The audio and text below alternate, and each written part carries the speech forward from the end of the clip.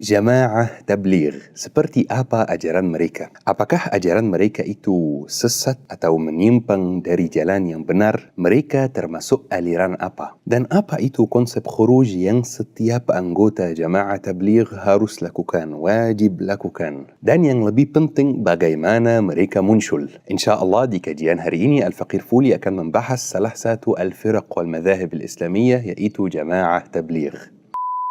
Sebelum ana mulai cerita tentang jamaah tabligh, mungkin ana mau kasih jamaah sebuah cerita yang mungkin agak pribadi. Pas ana masih sekolah di madrasah ibtidaiyah SD di kota Giza di Mesir, ada pemilik toko dekat sekolah yang sangat terkenal. Tapi terkenal dengan akhlak buruknya, bahasanya yang kasar, bisa dibilang preman. Dia buka bengkel di situ, dan selain akhlaknya yang buruk, dia juga terkenal melakukan hal-hal yang tidak senonoh, tidak cocok dengan tradisi setempat, dan yang pasti tidak cocok dengan agama juga. Misalnya dia terang-terangan merokok, dia terang-terangan minum bir beralkohol gitu di jalan, dia terang-terangan bawa cewek yang bukan mahram ke tempat kerjanya sampai suatu hari ketahuan warga dan menjadi masalah besar. Jadi pernah suatu hari pas ana selesai sekolah, ana lihat ada orang yang jubahnya putih, jenggotnya hitam kemerahan, mendekati toko tersebut dan berbicara sebentar dengan pemilik toko. Ana tidak tahu mereka bahas apa, tetapi yang pasti, yang jelas dari jauh, kalau pemilik tokonya itu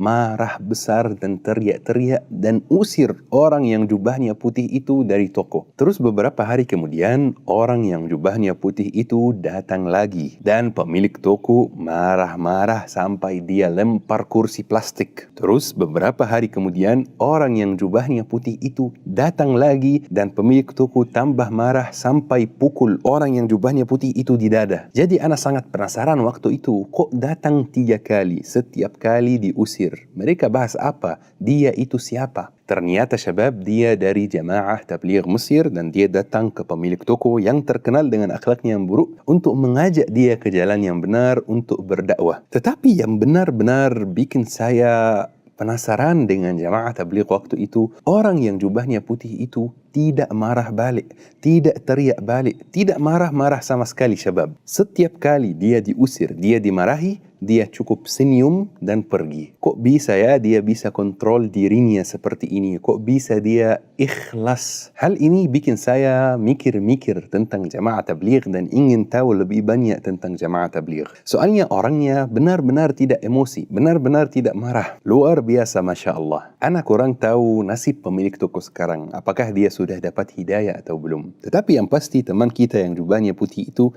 sangat ikhlas dalam berdakwah. Jadi karena ana sangat penasaran waktu itu tentang jamaah tabligh, ana cari-cari buku sampai ketemu buku namanya Jama'atut Tabligh fil Hind, Dirasa wa Taqwim. Ini kalau tidak salah mungkin tesis atau disertasi. Jadi ana baca-baca dan ternyata cerita pendirian jamaah tabligh itu sangat menarik. India negara yang Masya Allah sangat besar, banyak bahasa, banyak agama. Salah satu agama yang ada di India adalah agama Islam. Dan orang Muslim di India merupakan minoritas, tetapi minoritas terbesar di dunia. Jumlahnya 200 juta, tetapi tetap disebut minoritas karena Masya Allah jumlah penduduk di India sangat besar. Terus di sana tahun 1920-an ada pemuda yang tinggal di India di sebuah desa namanya Kandahlah. Namanya Muhammad Ilyas. Desa ini pakai bahasa Urdu. Dia lihat keadaan orang Muslim di desa tersebut, menurut dia kurang bagus. Gara-gara penjajahan di sana, banyak orang Muslim yang mulai terpengaruh oleh gaya barat ini. Mulai lupa agamanya, mulai lupa apa yang halal, apa yang haram. Dia tidak senang dengan keadaan ini. Jadi dia mulai mikir bagaimana caranya mulai berdakwah. Mungkin berdakwah di masjid itu bagus dan masih dibutuhkan. Tetapi orang yang suka rela datang ke masjid, dia sudah tahu jalan yang benar. Dia sudah baik insya Allah. Kita ingin menarik orang yang tidak pernah terpikir datang ke masjid. Orang yang misalnya kerjanya nongkrong terus, Atau orang yang terbiasa melakukan sebuah kemaksiatan, jadi dia malu datang ke masjid. Karena pasti diomel warga, dilihatin warga, dan seterusnya. Mereka ini yang paling butuh dakwah. Dakwah di masjid tetap dibutuhkan dan tetap dilaksanakan. Tetapi kita ingin menarik mereka yang tidak pernah terpikir datang ke masjid. Jadi Muhammad Ilyas buat konsep baru.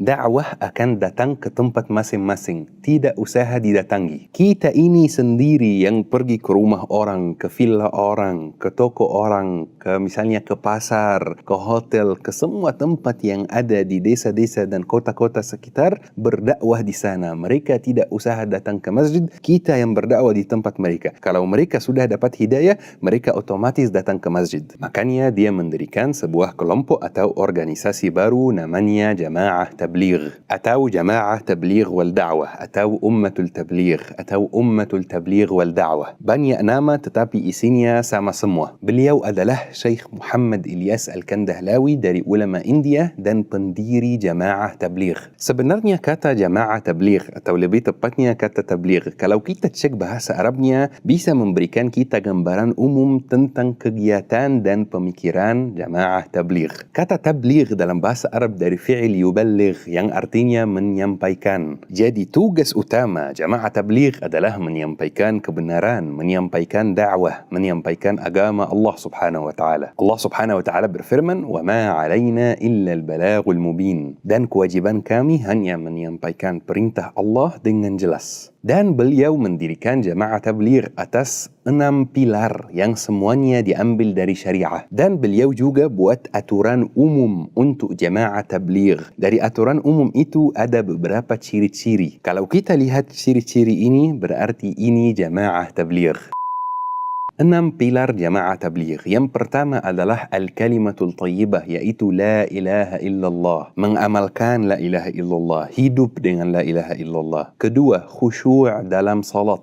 Jadi menurut mereka dan menurut banyak orang Muslim, kalau salat itu seperti pertemuan dengan Allah, dengan Tuhan 5 kali sehari. Di pertemuan ini kita bisa menyampaikan masalah apapun yang kita alami. Bisa berdoa dan bisa mengeluh. Dan yang pasti bisa menangis. Yang penting kita hargai pertemuan ini sebagaimana Allah Subhanahu wa taala pencipta langit dan bumi kasih kita kesempatan 5 kali setiap hari. Ketiga, ilmu dan zikir. Dan di sini Al-Faqir Fuli ingin jelaskan sesuatu. Ilmu yang mereka maksud itu bukan ilmu yang kita pelajari ini. Bukan ilmu fiqh, bukan ilmu hadis, bukan ilmu mustalah al-hadis, bukan ilmu aqidah, bukan ilmu tauhid, bukan itu semua. Maksud mereka itu ilmu minimal biar bisa berdakwah. Misalnya tahu beberapa hadis, beberapa ayat, beberapa cerita. Tidak perlu ada pondasi ilmu yang sebenarnya. Keempat, menghargai muslim atau berbuat baik kepada setiap muslim. Maka Jamaah Tabligh itu salah satu ciri khasnya mereka zero rasis. Mereka benar-benar tidak memandang warna kulit, suku atau negara. Semua muslim itu sama. Yang membedakan antara satu muslim dan muslim yang lain di sisi Allah adalah taqwa. Yang kelima adalah ikhlas. Kita bersedekah harus ikhlas. Kita berdakwah harus ikhlas. Kita khuruj harus ikhlas. Allahumma rzuqna al-ikhlas. Amin ya Rabbil Alamin. Keenam, dan ini yang paling terkenal, yaitu dakwah atau khuruj. Jadi konsep utama Jamaah Tabligh itu, mereka dakwah melalui berpergian, melalui khuruj. Kharaja. Kharaja artinya keluar. Makanya mereka akan ke tempat antum, ke rumah antum, ke sekolah antum, ke tempat kerja antum misalnya. Jadi anggota Jamaah Tabligh itu wajib meluangkan sebagian dari waktunya untuk khuruj, untuk berdakwah di luar desanya sendiri atau di luar kotanya sendiri. Pergi keluar kota, pergi keluar desa, kadang-kadang pergi keluar negeri juga. Mereka Masya Allah bisa sampai desa-desa yang benar-benar terpencil. Dan khuruj itu ada aturannya syabab. Minimal 3 hari sebulan, 40 hari setahun. Dan 4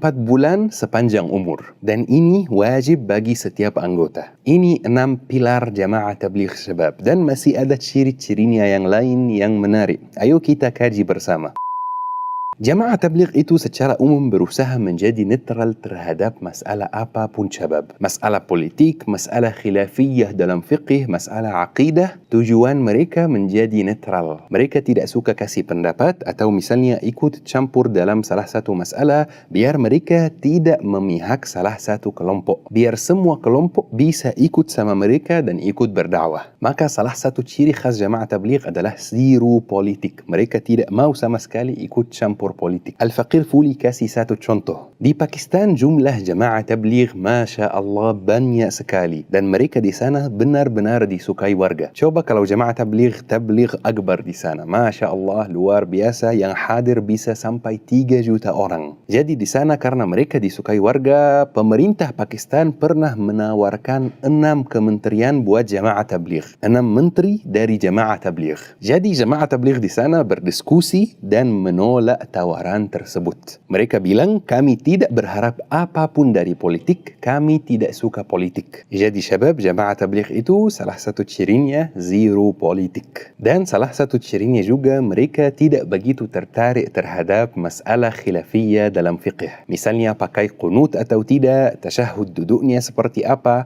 taruh tangan di mana kalau lagi solat, zikir sir atau jahr, basmalah sir atau jahr. Mau salat terserah, asal sesuai 4 mazhab yang diakui semua umat, yaitu mazhab Syafi'i, Maliki, Hanafi, Hanbali. Jadi syabab, mereka tidak suka memihak kelompok atau mazhab apapun. Ini Al-Faqir Fuli kutip dari Imam Yusuf Al-Qaradawi, ulama dan guru dan syekh kita. Beliau memuji jamaah tabligh dan berterima kasih kepada mereka karena menyampaikan dakwah Islam ke banyak desa terpencil di seluruh dunia. Dan Masya Allah memuallafkan banyak orang setiap hari. Tetapi beliau ada satu saran atau satu kritik buat mereka agar mereka tidak begitu ketat dalam masalah khuruj itu. Karena menurut beliau masalah khuruj itu bagus tetapi tidak usah terlalu ketat karena ada prioritas lain seperti misalnya membiayai istri sendiri, membiayai anak sendiri. Jadi tidak boleh khuruj sementara istri dan anak di rumah tidak ada yang jaga dan biayai mereka. Jadi menurut Imam Yusuf Al-Qaradawi, penuhi dulu kewajiban utama baru khuruj. Jadi syabab, di akhir kajian ini ana mau menjawab pertanyaan utama kajiannya. Apakah ajaran jamaah tabligh itu ajaran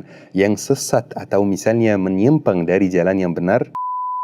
Jadi syabab, jawaban dari ana pasti mereka tidak sesat, mereka muslim yang lurus, mereka muslim yang berbakti untuk Islam. Dari segi akidah mereka aman insyaAllah. Alhamdulillah sesuai data di banyak negara di dunia, semakin hari semakin banyak orang yang masuk Islam, semakin banyak yang mu'allaf Masya Allah. Ini berkat jamaah tabligh dan banyak kelompok lain yang fokus pada bagian dakwah. Ana tidak suruh orang untuk ikut jamaah tabligh dan tidak melarang juga. Karena ana sendiri tidak ikut. Karena menurut ana masih bisa berbakti untuk Islam melalui berbagai cara lain. Melalui meluruskan banyak pemahaman yang salah tentang Islam. Dan insyaAllah segera bakal ada daurah buat pemuda-pemudi muslim.